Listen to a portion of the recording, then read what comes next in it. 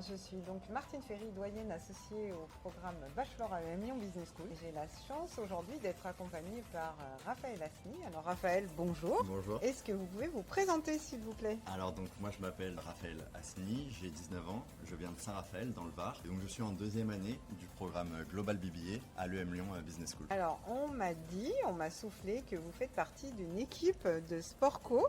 C'est ça. Alors est-ce que vous pouvez nous en dire plus? Je suis donc dans l'équipe compétition de football, donc dans la deuxième équipe. Il y a 3 équipes de compétition de football et il y a des détections qui sont réalisées en septembre pour déterminer quels élèves seront répartis dans quel groupe. Et donc je suis en deuxième équipe avec le coach Julien Dumas et un groupe de 30 à 40 personnes. D'accord, donc on imagine que vous avez beaucoup de contraintes liées à cet engagement sportif. Comment est-ce que vous arrivez à concilier vos études et puis cet engagement? Alors donc je dirais que je mets surtout sur une organisation. J'organise clairement mes journées, je planifie mes cours, mes séances de révision, ainsi qu'également donc mes temps de récupération qui je trouve sont hyper importants pour pouvoir justement garder un point d'équilibre et rester régulier justement dans ces deux domaines. Qu'est-ce que ces compétences sportives vous apportent au sein de votre programme et de votre parcours ici à EM Lyon? Alors je dirais tout d'abord le travail d'équipe. On voit notamment lors des projets de groupe qu'on a pu faire l'année dernière, notamment dans le business game ou en quête terrain, et cette année en projet création d'entreprise et innovation. Et je dirais également la persévérance et la gestion du stress qu'on peut rencontrer pendant les matchs ou les différentes compétitions sportives. D'accord, donc ce que vous avez appris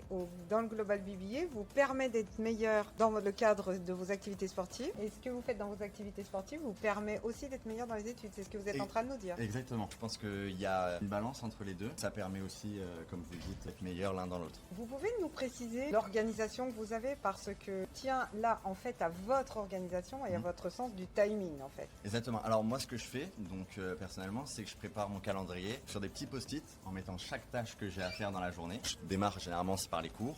Ensuite les révisions des matières que j'ai eues le matin même et que j'ai également le lendemain.